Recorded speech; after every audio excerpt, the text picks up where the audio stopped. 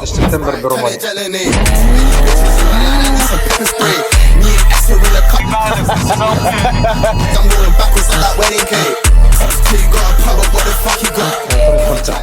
הנה, קשרים אליי. מאמי, בדיוק התקשרת שהפעלנו את המצלמה. בתוך הוולוג, רוצה להגיד משהו לוולוג? היי אוש. ולוג מלחמה, היידה בלגנים! הנה, רק דיברנו, קוסומו, ואתה מכניס את זה. ועוד, מה? וואי, יכול להיות שזה באמת הוולוג האחרון שלנו. אתה מפחד למות, תגיד? נא. ועוד, מה? לא מפחד למות, אבל אני צריך להספיק קודם כמה דברים. פחות מה-1,000 סאבסקרייברים. אז מה קורה, חברים יקרים שלי? היום אנחנו בוולוג מיוחד. קודם כל זה גם הוולוג הראשון לערוץ. עכשיו אני בדרך למאמן שלי, והוא בעצם הולך לבדוק אם אני מוכן לעלות בעוד חודש וחצי להתחרות. ב-2025 התחרתי פעם ראשונה בתחרות פיתוח גוף, אבל זה לא היה סתם הכנה. זו הייתה הכנה סופר קיצונית, זה היה אתגר שאני והמאמן שלי לקחנו על עצמנו, להגיע מ-100 קילו ויותר מ-20% שומן למצב תחרותי בחודשיים בלבד, ועשינו את זה. אממה, שאחרי התחרות התחילו לי הפרעות אכילה ומלא מלא בעיות, שבעצם שיבשו לי את ההכנה העיקרית שאליה התכוננו, שזה היה לרומניה.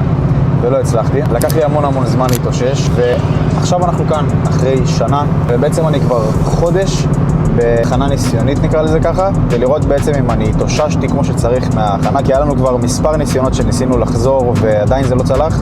בעצם כל המטרה של הפגישה הזאת, זה שהוא יסתכל עליי, יראה את המצב שלי, ובעצם יחליט אם אנחנו יכולים להגיע בעוד חודש וחצי לתחרות, ולהגיע מוכנים, אבל מבלי לעשות את זה בצורה קיצונית שתפגע לי שוב בנפש, כי המטרה העיקרית שלנו זה רומניה. בתכלס, תחרות שאני הולך להתכונן אליה עכשיו, שאם הוא יחליט שאנחנו הולכים אליה או לא הולכים אליה, זה מה שיחליט אם אני עולה השנה ברומניה או לא עולה, כי יצא חוקה חדשה ב-NPC, שמי שרוצה להתחרות בחו"ל חייב לעשות תחרות קודם כל בארץ, באיגוד הזה.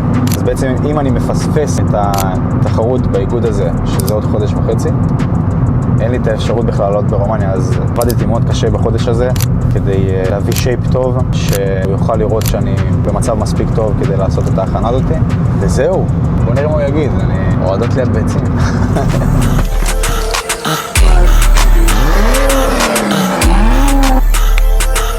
אם אתה רואה פה, זה מכשולים. ככה הוא בודק מי רציני ומי לא רציני. מי שלא קיים, הביתה.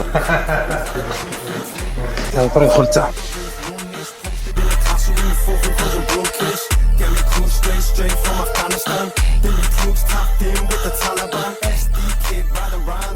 התכנון שלנו זה לעלות בחודש ספטמבר ברומניה, זה מההתחלה.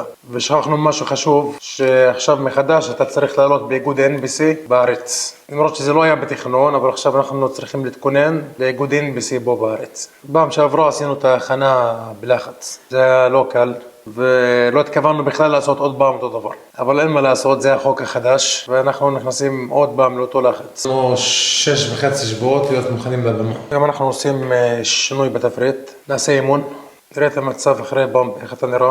אתה השתברת, בוא נגיד, 2-3 רצינו לעשות סוג של ריקון לגוף, השתברת, אתה נראה יפה, אבל כבר מדובר על הכנה תחרותית. יש אישור. הוא נכשל במכשול של עצמו. זה אחרי שגרת הצום, אני עדיין בצום. טוב, בסדר, הוא בצום, אז זה מותר לו. או שזה התירוץ שלו.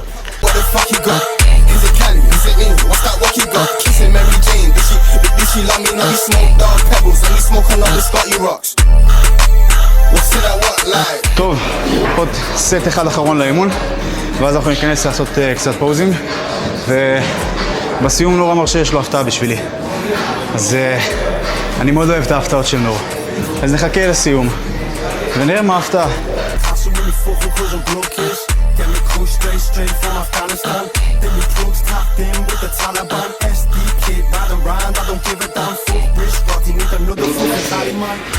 לגבי הסתיו, עכשיו אנחנו מתחילים את ההכנה. במצב הזה, 6.5 שבועות.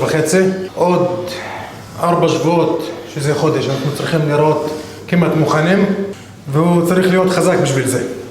והיום אני מביא לו צ'יט, זאת ההפתעה שדיברנו עליה, שזה יהיה, אל תהיה כל כך מבסוט, זה יהיה הצ'יט האחרון.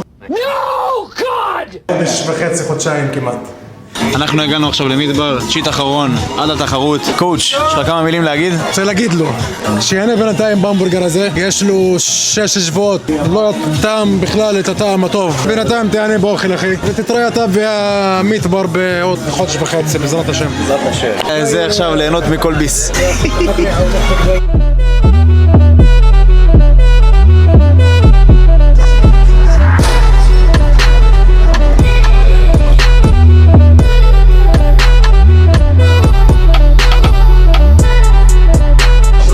וואו, קבל את הטפטופים.